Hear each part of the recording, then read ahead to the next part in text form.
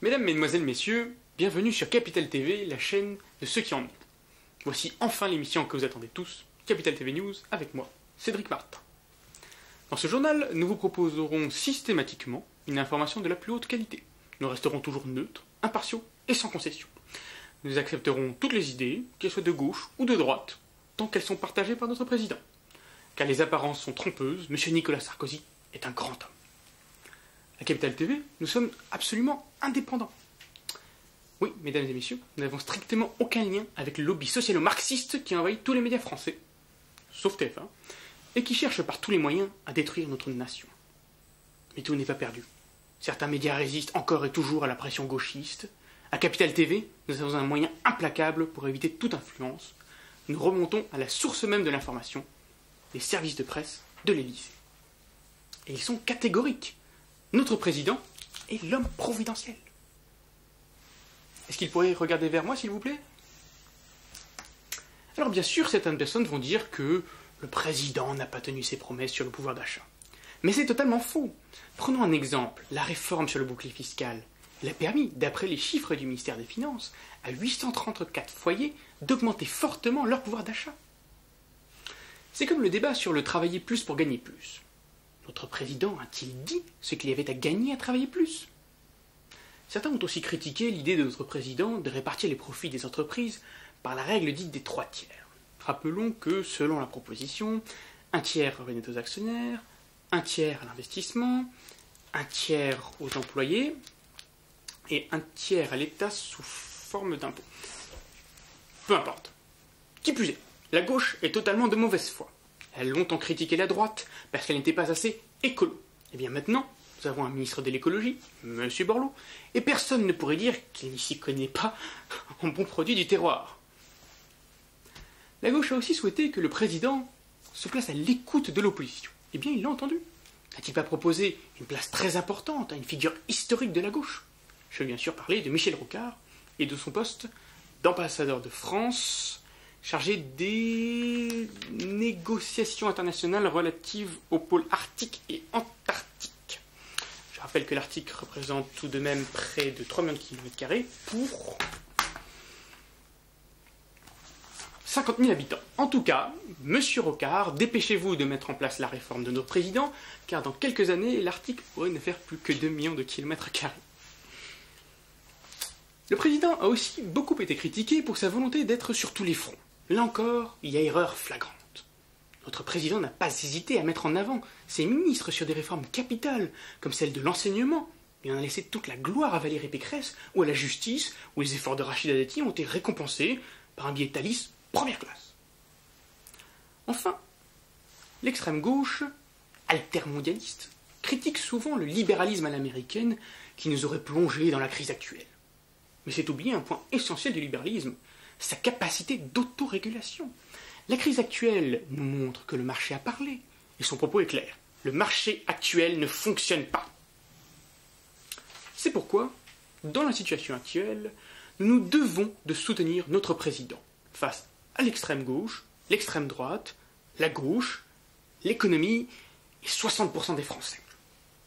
Et les temps sont durs pour notre président. Il y a eu tout d'abord le voyage de Marie-Ségolène Royal à Dakar. Quelqu'un est venu vous dire que l'homme africain n'est pas entré dans l'histoire? Pardon pour ces paroles humiliantes. Marie-Ségolène est ici très rapide. Elle répond à notre président presque 2 ans après les faits. Ceci dit, ça explique son comportement étrange depuis 2 ans. Elle se croit encore dans la campagne présidentielle de 2007. Ségolène a même ajouté que les propos de notre président n'engageaient ni la France ni les Français. Je vous présente donc la nouvelle voix de la France à l'étranger, le président du Poitou-Charentes. Ici Dakar, les Poitou-Charentais parlent aux Poitou-Charentais. Mais revenons sur les propos exacts du chef de l'État. Le drame de l'Afrique, c'est que l'homme africain n'est pas assez entré dans l'histoire. Le paysan africain qui depuis des millénaires vit avec les saisons, ne connaît que l'éternel recommencement du temps, rythmé par la répétition sans fin des mêmes gestes et des mêmes paroles. Apparemment, ce que le président veut nous dire, c'est que pour rentrer dans l'histoire, il vaut mieux être du côté de ceux qui écrivent les livres d'histoire. Mais laissons un homme de conviction, M. Bernard Kouchner, le soin de défendre notre président. Cette phrase était sans doute maladroite, mais ça ne signifiait ni racisme, ni jugement péjoratif. Monsieur Kouchner, quelle défense de notre président! Je croirais presque entendre Jean Sarkozy défendant David Martinon à la mairie de Neuilly. Toujours dans l'information, la loi Hadopi a fait beaucoup d'ignobles. Il faut dire que la ministre de la Culture, Christine Albanel, a eu quelques grands moments ces derniers temps. Tout d'abord, la large victoire du vote en première instance au Parlement, 10 voix contre 4. Et ensuite, ces cinglantes réparties aux questions de l'opposition. Ainsi, par exemple, à la question du député Christian Paul, les dispositifs de sécurisation des ordinateurs sont à l'opposé des dispositifs que peut tolérer et accepter le logiciel libre, ou bien vous considérez que le logiciel libre ça n'a pas d'importance, que vous décrétez l'indifférence nationale contre le logiciel libre, ou bien vous nous dites que comment c'est possible, ou bien. À question claire, réponse claire. Évidemment, les logiciels libres, quand on achète évidemment des logiciels, par exemple le pack Microsoft, ça c'est pas du logiciel libre, Word, Excel, PowerPoint, il y a évidemment des pare-feux, je viens de le dire, il y a des logiciels de sécurisation, mais sur les logiciels libres, vous pouvez également avoir des pare-feux qui d'ailleurs, mais évidemment, par exemple nous, au ministère, nous avons un logiciel libre qui s'appelle OpenOffice, et il y a effectivement un logiciel de sécurisation qui empêche en effet le ministère de la Culture d'avoir accès, bien sûr. Christine Albanel applique bien sûr ici une vieille technique de politicienne, faire en sorte qu'à la fin de la réponse, on ait oublié la question. Certains la soupçonnent d'avoir des connaissances limitées en informatique. Je ne suis pas d'accord. Qui sait ce qu'est un pare-feu? Ah, un firewall. Et ça n'a aucun rapport avec une suite Office. Certes, mais la question n'est pas là. Ce qui compte, c'est qu'elle fait ce que notre président a demandé. N'est-ce pas ce qui fait un bon ministre? D'ailleurs, le vote final s'est fait jeudi au Parlement. Simple formalité. Rebondissement dans l'examen de la loi pour lutter contre le piratage sur Internet. Bien contre toute attente, les députés ont retoqué le texte aujourd'hui. Les élus de la majorité n'étaient pas assez nombreux au moment du vote. Et voilà, le complot gauchiste a encore frappé. Et moi qui étais prêt à proposer un nouvel amendement, dénonce un ami, sauve ta connexion. Pour chaque pirate que tu aides à démasquer, un mois d'internet gratuit. Je peux vous garantir qu'il ne sera pas enterré. En tout cas, moi, je ne l'enterrerai pas. I will be back.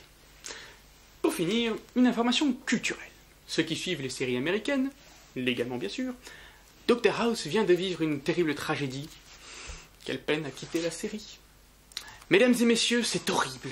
La crise touche même les stars d'Hollywood. Comment est-ce que les concessionnaires Bentley vont survivre et Dolce & Gabbana? Mais que fait Obama? Ah, eh bien justement, il semblerait qu'il ait trouvé un emploi pour quelle peine? Diriger les relations publiques de la Maison Blanche. Mais moi aussi, j'ai envoyé mon CV... Tout ça parce qu'ils ont vu ma note TOEIC. Pourtant, je les ai appelés, je leur ai dit « I was malade! It does not count !» Mais il y a un poste qui est vacant. Depuis le départ du grand David Martinon, il n'y a plus de porte-parole à l'Élysée. Vraiment, je vous renvoie à Madame Andréani. Adressez la question à Xavier Bertrand. Mais je vous renvoie sur les services du Premier ministre. Honnêtement, enfin, je sais que vous avez posé cette question-là au porte-parole du Quai d'Orsay. C'est la bonne personne pour vous répondre. Je ne sais pas. Ah, aucun porte-parole au monde ne savait ne pas commenter aussi bien que lui. Après, il y a eu la tragédie de Neuilly et le terrible départ en exil à Los Angeles, sur lequel je ne souhaite pas revenir. C'est trop récent. Mais depuis, il n'y a plus personne pour répandre la bonne parole de notre président. Eh bien moi, Cédric Martin, je suis prêt à tout pour aider mon pays. Monsieur le Président, je me porte officiellement candidat au porte-parole là. Vous pourrez me faire confiance, je ne trahirai jamais vos propos, je les répéterai mot pour mot, et je les défendrai envers et contre tous. Vous pouvez me contacter à l'adresse suivante à n'importe quelle heure, même la nuit. Ainsi s'achève notre première émission. Merci de votre attention. Je vous retrouverai bientôt pour une prochaine édition de Capital TV News. Au revoir.